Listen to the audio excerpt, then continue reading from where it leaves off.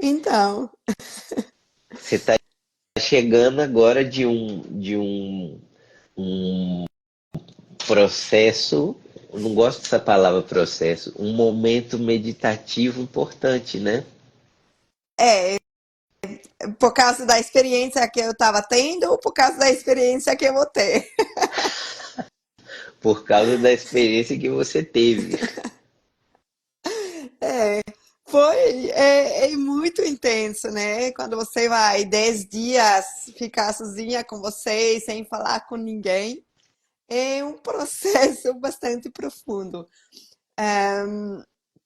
Aí fui dessa vez também, porque cada vez que você vai, você. É tipo quando você está tirando a casca de uma cebola, né? Cada vez você tira mais uma parte, mais uma casca e tá descobrindo no. Tá avançando pouco a pouco ao meio, né? E dessa vez foi muito interessante para mim, porque eu descobri que eu posso ser mais gentil comigo mesmo. Então, tipo, no passado, eu tava levando a meditação muito ao sério. Tipo, eu tenho que fazer direito, eu tenho que fazer certo, isso é técnica, eu tenho que aplicar. E dessa vez, o que eu descobri é que, na verdade, eu posso pegar isso com muito leveza, com muito amor, com muita paciência comigo mesmo, com a meditação e com muito humor. Eu fiquei rindo tanto da minha própria estupidez, dos pensamentos. É claro, né? Às vezes funciona muito legal, digamos, em 10 dias, tipo, 8 ficaram legal. E 2 dias eu fiquei entrando numa batalha comigo mesmo, com os pensamentos, porque sempre o mesmo, a mesma coisa, o mesmo pensamento que parecia tão pequeno e tão estúpido, sempre repetiu-se. E aí eu comecei a ficar com raiva, né? Tipo, fogo, você não pode me deixar em paz? E aí Sim, eu é fiquei. engraçado.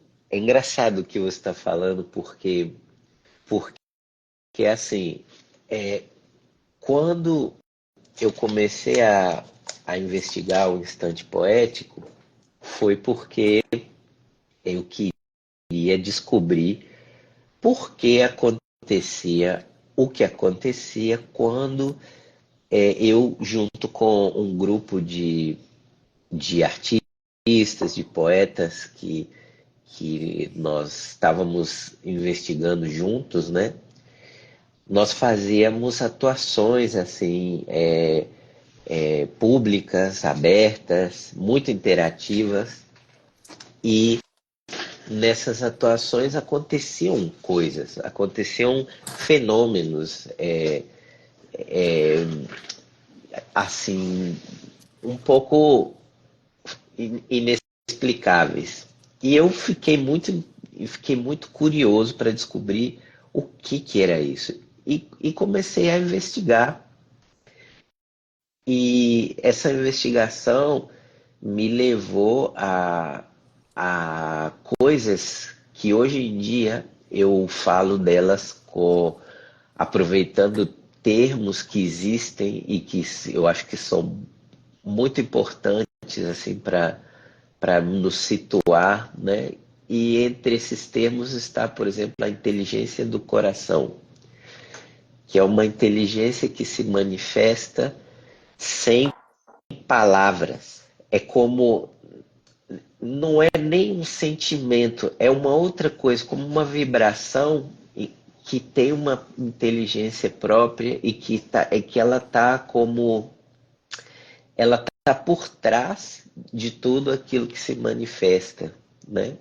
Então, é muito interessante porque eu sempre quis fazer isso, eu sempre quis experienciar isso e eu sempre acho que o ponto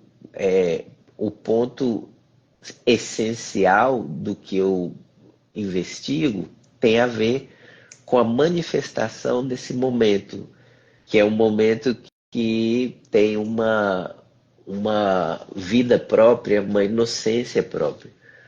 Só que bem rápido eu descobri que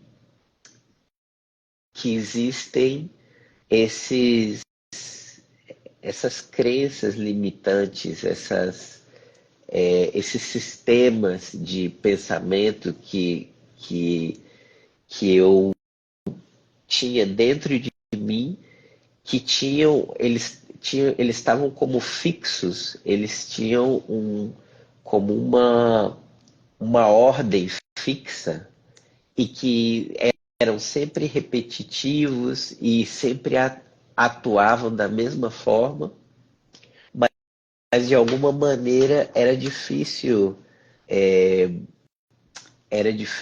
lidar com eles. E quanto mais. E aí, daí vem uma série de buscas, né? Primeiro, o descobrimento de que quando eu tentava me opor a eles, era pior ainda, eles cresciam.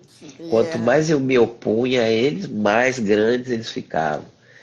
E depois, isso que você está falando conecta muito com essa inteligência do coração, porque é a inteligência do coração, é essa sabedoria alegre que é como aquela alegria tranquila de, de entendimento, sabe? De entender tudo o que está acontecendo e ser capaz de, de ter compaixão com tudo que está acontecendo. É. Então é muito interessante você contar esse processo, né, que você viveu dessa forma onde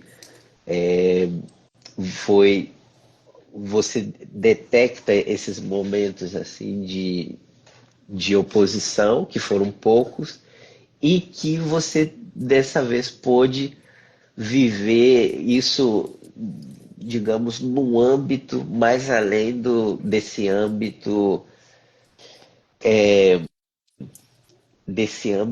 da disciplina, né? Daquilo que a gente pode fazer ou não fazer. É muito interessante, assim, muito bonito ouvir a sua experiência. É interessante também que você teve a mesma experiência, porque realmente, tipo, ficou muito forte dessa vez que quando eu entro em oposição com meus próprios pensamentos, meu, tem uma tempestade, tem uma guerra interior, sabe? E fica piorando mesmo. Foi muito, muito claro isso. Sim.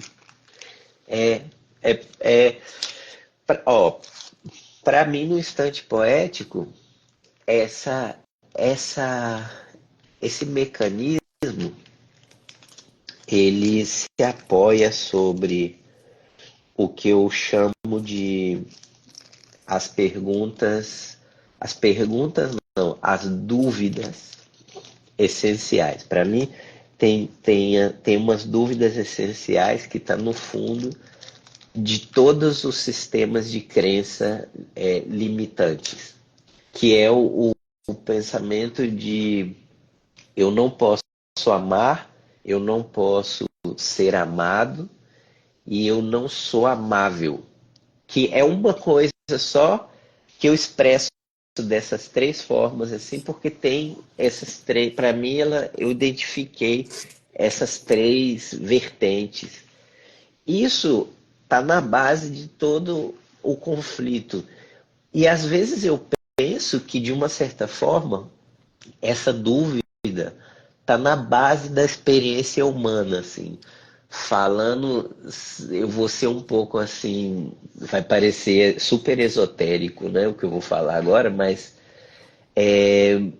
de uma forma assim, pensando na experiência humana, quer dizer, o que a consciência veio fazer aqui na realidade física, na forma de um ser humano, eu acho que ela veio aqui exatamente viver essa dúvida e a possibilidade de que num território de dualidade, de polaridades e de contrastes, o ser humano possa ir mais além dessa dúvida? Eu acho que a experiência humana, de uma certa forma, seria isso. E isso, para mim, conecta com a arte, porque a arte é um reflexo da experiência humana. Então, a gente tem manifestações de arte profundamente hierárquicas, verticais, exclusivas, muito muito atreladas, muito marcadas por um sistema de exploração do ser humano pelo próprio ser humano. Para mim, isso é um reflexo desse medo primordial, como ele se manifesta na sociedade. Então, o instante poético eu chamo de a piscina municipal da poesia, porque no, no instante poético nós fazemos uma manifestação artística horizontal que se guia pela sabedoria da cultura popular, das manifestações de cultura popular, e que ela é horizontal não por uma razão ideológica, mas pelo entendimento de que o fenômeno da vida na realidade física, ele é pleno para todas as manifestações que estão aqui. Então, não tem sentido hierarquizar, não tem sentido considerar que uma pessoa é o artista e a outra é o público, ou que o artista tem uma importância maior do que o público, ou colocar o foco da experiência artística em habilidades adquiridas. Então, o instante poético, o ponto focal da poesia no instante poético não tem nada a ver com habilidades adquiridas, tem a ver com a manifestação da unicidade da pessoa que está manifestando ali. Porque, no fundo, quando a gente vai olhar em profundidade, o que fez dos grandes ícones da arte, a gente percebe que, na grande maioria dos casos, são questões muito circunstanciais, facilidades e acasos circunstanciais misturados com a expressão da unicidade daquela pessoa, né? Então, por exemplo, a gente pode ter um Michael Jackson que foi super, hiper famoso e ao mesmo tempo que pelo menos no que transparece da vida dele, teve uma vida muito miserável do ponto de vista humano. E a gente pode ter um Van Gogh que pintou quadros onde ele conseguia prever, ele conseguiu intuir o que muitos anos depois telescópios super avançados iam mostrar. Ele mostrou as estrelas da forma como muitos anos depois telescópios iam mostrar que realmente eram assim as estrelas. Só que ele não foi reconhecido, ele passou batido enquanto ele estava vivo, né? Então são fenômenos que, para mim, indicam que existe uma relação muito clara da manifestação artística com o nível de vivência da autenticidade de cada um. E essa autenticidade, para mim, ela se conecta com essas perguntas, com essas dúvidas. Será que eu sou uma expressão de amor? Será que eu posso ser amado? Será que eu posso ser amável? E aí eu acho que o ser humano, quando ele duvida disso, quando ele duvida que ele pode amar ou que ele pode ser amado, ele começa a criar astúcias, ele começa a sublimar esse amor, transformar ele em coisas indiretas. E isso, para mim, é o que causa toda a confusão humana. Toda a complicação humana, para mim, está sobre essa base, né? E então eu sinto que nós todos temos a mesma experiência com relação às nossas crenças limitantes. Todos nós experienciamos o mesmo mecanismo, que também é algo que chama muita atenção, né? Que seja uma coisa tão mecânica e tão igual em todos nós. Eu nunca ouvi de ninguém um, um, algo diferente do que você está contando agora, de como se comportavam seus pensamentos quando, primeiro, a própria o próprio caráter limitante do pensamento em si e depois o como ele se comportava quando você se opunha a ele, né? Que na verdade ele cresce com isso, ele se sente mais forte quando a existência desse pensamento cresce quando a gente se opõe a ele.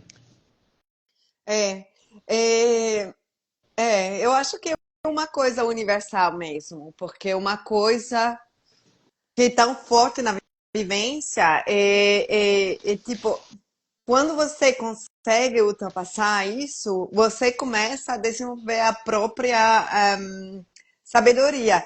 Eu achei muito interessante o que você falou agora do Van Gogh, porque coisas parecidas têm acontecido com pessoas altamente espirituais, porque, tipo, quando eles ficaram desenvolvendo-se na meditação, o que aconteceu é que realmente eles conseguiram ver coisas da física, do universo, que, tipo, foi descoberto milênios, mais que 1000 anos depois pela ciência moderna. Então, tipo, pode ser que Van Gogh realmente, pela sua espiritualidade, teve acesso a essa sabedoria, a esse conhecimento, que, tipo, o mundo ainda estava vivendo na grande escuridão, né?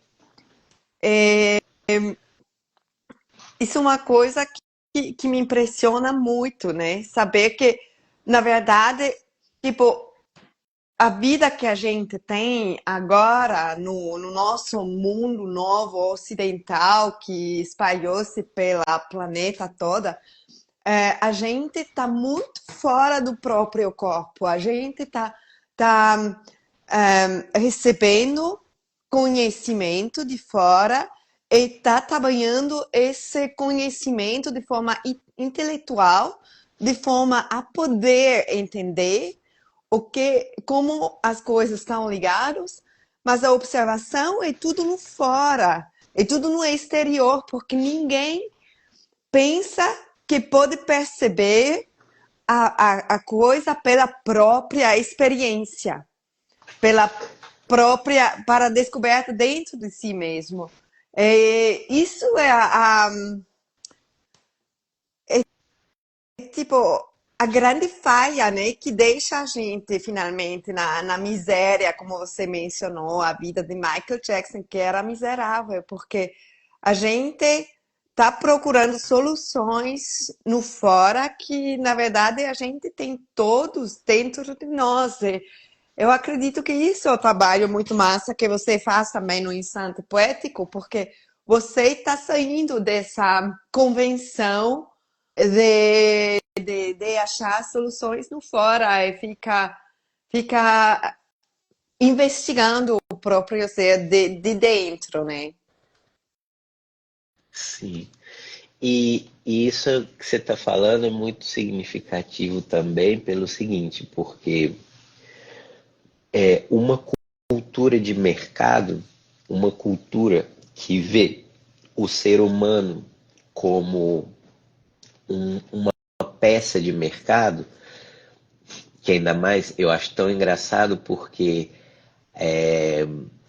existe essa dicotomia, né, entre capitalismo, socialismo, ou capitalismo, comunismo, né? Mas na verdade o capitalismo é profundamente comunista nos seus aspectos de consideração de massas. Bom, não vou entrar nesse caminho aí não, que senão eu teria que ficar explicando muitas coisas porque meu pensamento é muito politicamente incorreto. Então, mas o que eu quero dizer com isso é o seguinte: se supõe que a gente está num sistema que valoriza a individualidade, né? Mas quando a gente chega no supermercado, o que a gente vê lá são embalagens diferentes, com uma cor diferente, um logo diferente, mas dentro dessas embalagens, praticamente todos os produtos têm os mesmos ingredientes. São produtos processados, potenciadores de sabor e conservantes, batata, leite, açúcar e um pouquinho de alguma outra coisa lá para parecer que é um alimento, né? E isso é uma expressão tão forte de uma cultura de massa, de uma cultura de mercado, que quando a pessoa vive sobre essa base, é muito difícil para ela sair dos mecanismos inerentes ao mercado, porque é uma programação alimentícia que a pessoa está fazendo do que ela é, né? Eu nem vou entrar em aspectos assim de saúde e tal. Eu estou falando simplesmente do ponto de vista ritualístico, porque comer é um grande ritual, né? Assim, hoje em dia, muitas vezes as pessoas têm uma espécie elas rejeitam tudo que se pareça com algo assim muito espiritual e tal, porque associam isso à ideia de seita, né? Mas se você for olhar, a maior ritualidade que existe é futebol, supermercado e banco 24 horas. São grandes, são uma espécie de igreja gigante que as pessoas chegam lá, realizam aqueles atos ritualísticos e, e através daqueles atos ritualísticos, elas vão contando para elas mesmas a história da cultura de massas, a história do mercado.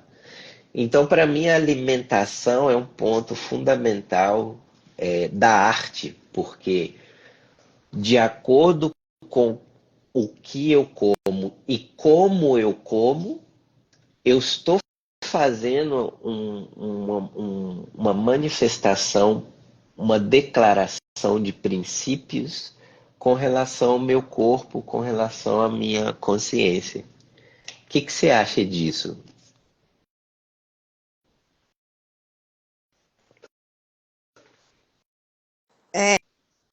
Eu acho interessante essa.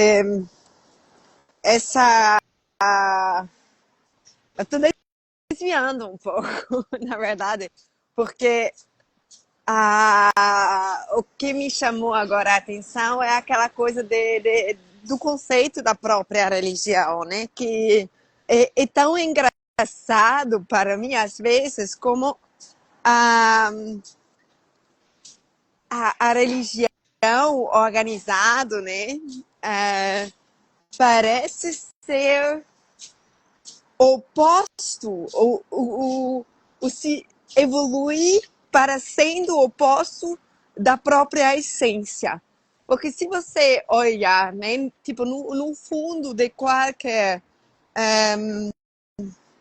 religião, e talvez, né, não pensei a questão suficiente, pode ser também para outros rituais que você está falando, como o futebol, como o dinheiro, etc., tenha uma essência positiva, um propósito positivo. Tipo, se a gente olhar, por exemplo, pelo cristianismo, tem o símbolo, né, do Jesus Cristo, que na verdade é um símbolo muito poderoso, uma pessoa que está sendo torturado à morte, ficando cheio de amor, né? Que é um símbolo tão sábio, tão em paz consigo mesmo, tão cheio de amor.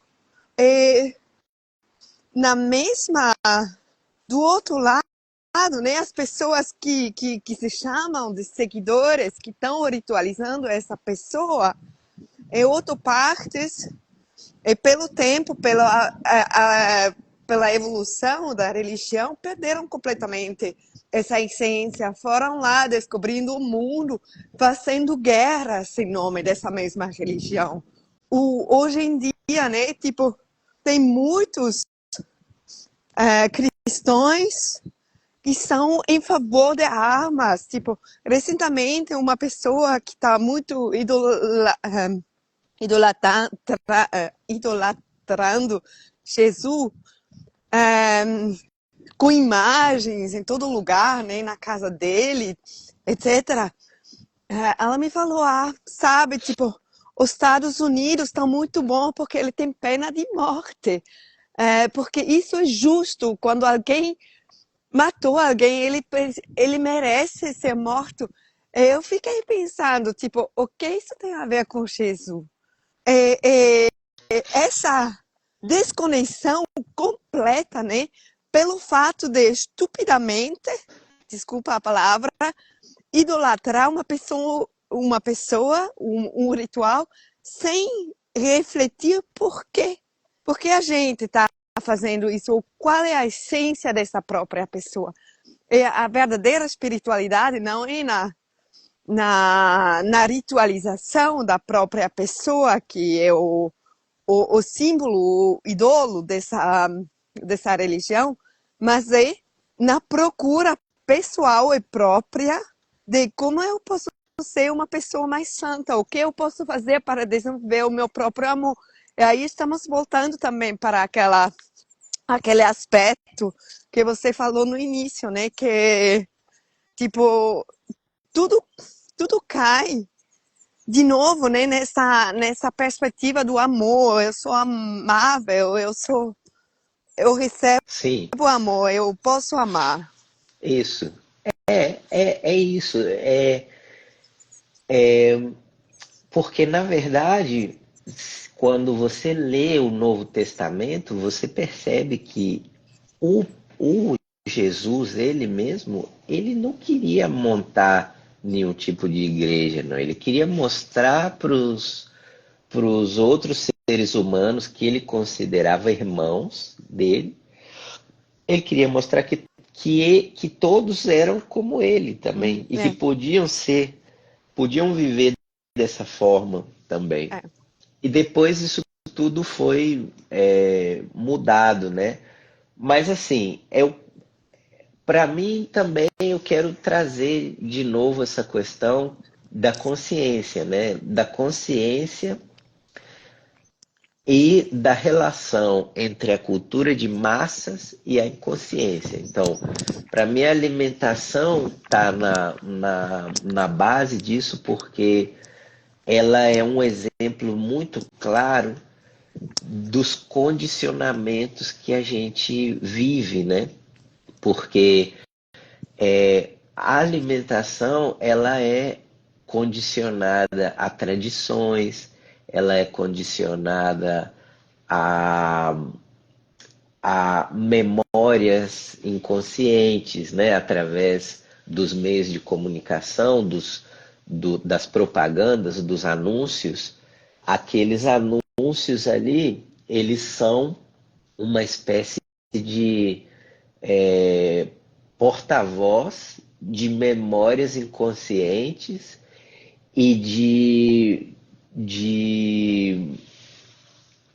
sublimações de desejos autênticos. Por exemplo, vou dar um exemplo pessoal, né? quando eu comecei a fazer ali o Wide Fit, que eu estava naquela etapa de tomar consciência de como eu comia, eu percebi claramente que eu comia pizza e assistia televisão, porque a pizza e a televisão era. Eu tinha uma memória interna de quando eu era criança, que a minha mãe, no fim de semana, ela gostava muito de ficar no sofá descansando, vendo um filme e comendo uma pizza. E a gente pedia pizza. Esse era um acontecimento ritualístico na nossa casa. Era um momento que transmitia uma profunda prosperidade dentro das questões que a gente vivia. Esse era um ponto de estabilidade, de prosperidade, de carinho. Então, eu percebo que depois, muito depois disso, eu continuava comendo pizza e vendo televisão como uma forma de trazer esse sentimento. E aí, quando eu percebi isso claramente e eu fui buscar o sentimento que eu queria sem passar pela sublimação desse ato ritualístico, eu vi que eu não precisava da pizza. E aí eu fui olhar a pizza realmente, o que era aquilo que eu estava comendo, e eu me dei conta que aquilo não é um alimento realmente. Eu tava ingerindo uma coisa que não é um alimento. Então, aí se deu em mim algo incrível, que eu considero incrível, que é a eu perdi totalmente qualquer desejo de consumir uma pizza, porque hoje em dia, quando eu olho para ela, eu não vejo um alimento.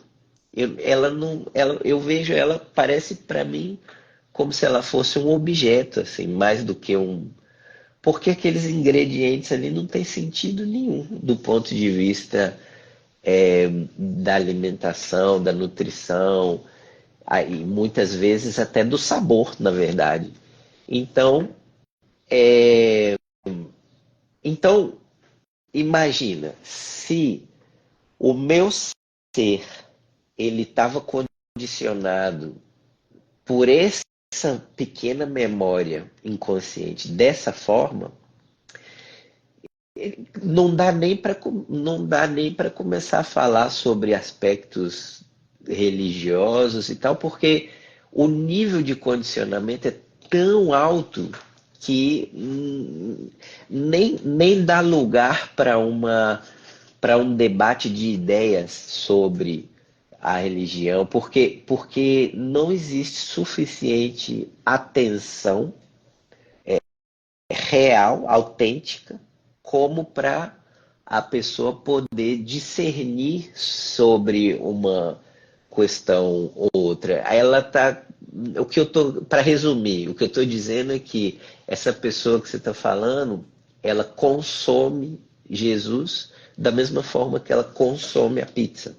Ela ainda não entrou em contato com a ideia de Jesus. Então, não adianta nem discutir com essa pessoa, porque ela ainda não está em condição de contemplar a ideia religiosa. Ela está vivendo numa frequência que não abarca essa contemplação. Então, o instante poético, desse ponto de vista, ele busca abrir espaços que permitam ampliar essa consciência e essa contemplação da própria existência.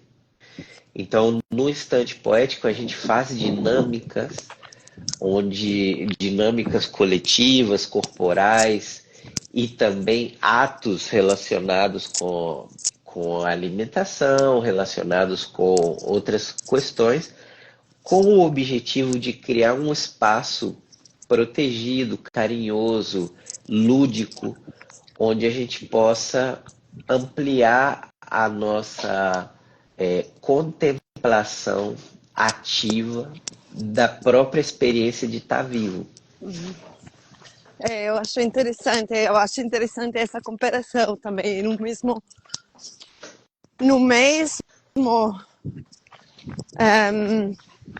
como você falou, né? Essa pessoa não entrou em comunicação com Jesus realmente.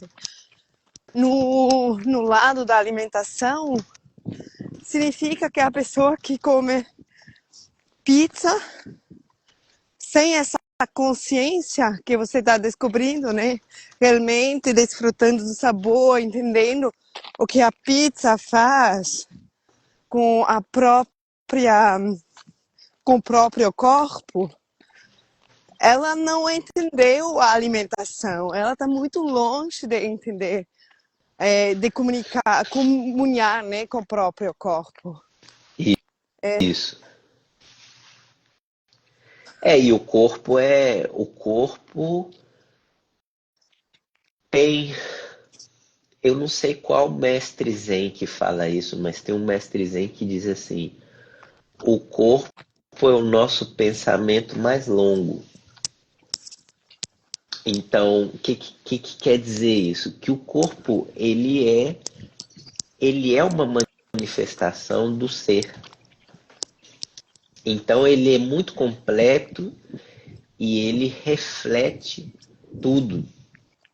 Então, esse contato com o corpo é fundamental. Por isso que no instante poético a gente não é. O instante poético é poético, mas o que menos acontece é a gente estar sentado escrevendo palavras no papel.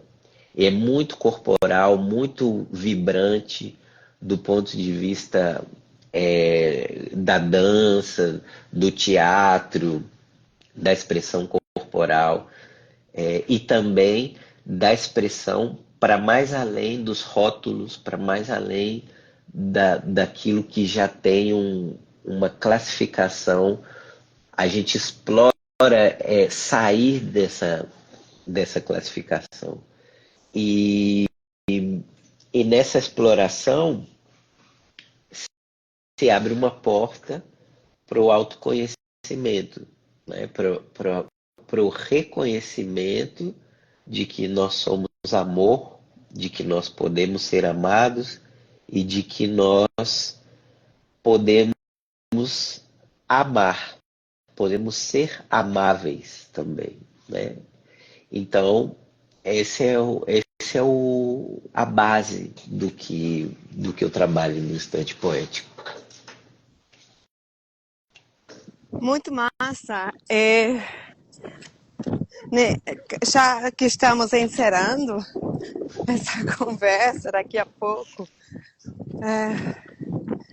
eu tô vivendo essa comunhão, né, com o meu próprio corpo muito forte nesse momento, porque o que está acontecendo é que eu estou me preparando para uma grande corrida de 100 quilômetros, que é um desafio que eu nunca fiz, e tipo, de ter esse amor consigo mesmo, de descobrir, de testar o meu corpo, como ele reage, tudo no amor, né? E aí faz 6 meses agora que eu estou na preparação, com altos e baixos. Eu estou correndo nesse momento agora, né? É Sim, é um momento que você pode trazer para a sua vida, né? Você começa num espaço sagrado, como o instante poético, que você está descobrindo esse veículo do seu corpo, da interconexão da mente com o corpo, com o amor, e depois você traz para a sua vida, seja para um desafio esportivo, para qualquer, para o seu trabalho também, para qualquer momento, né? E fica nessa energia que a gente falou no início de brincadeira, né? Tipo, vamos ver, vamos explorar o que é possível. É, aí, para mim, daqui 9 dias, né? Eu tô fazendo essa corrida. Uau! É, tem sido uma coisa maravilhosa. Acho que a gente não vai se conversar mais antes. Então, tipo, vamos explorar, né, onde a gente também, fora dessa conversa aqui que a gente tem, pode explorar na própria vida essa intensidade com o próprio corpo, né? Sim,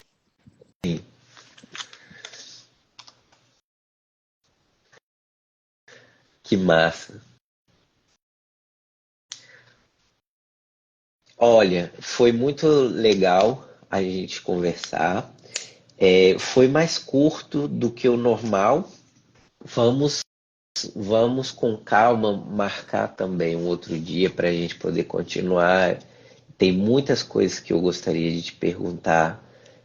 E aí vai ser legal também, de repente, a gente conversar depois da experiência da corrida, para você contar para a gente um pouco como foi e como você viveu essa experiência internamente. Eu tenho certeza que vai ser uma experiência muito linda e muito grato por estar aqui comigo, né? Por ter essa disponibilidade de viver esse momento maluco comigo aqui em pleno Instagram. E eu celebro muito a sua existência, que você esteja feliz aí e que você possa estar em plenitude. Muito grato, você Beijo, também. Muito bom, eu estou feliz das próximas conversas, Chá. valeu. Eu também. Um beijo. Tchau, tchau. Beijo, gente.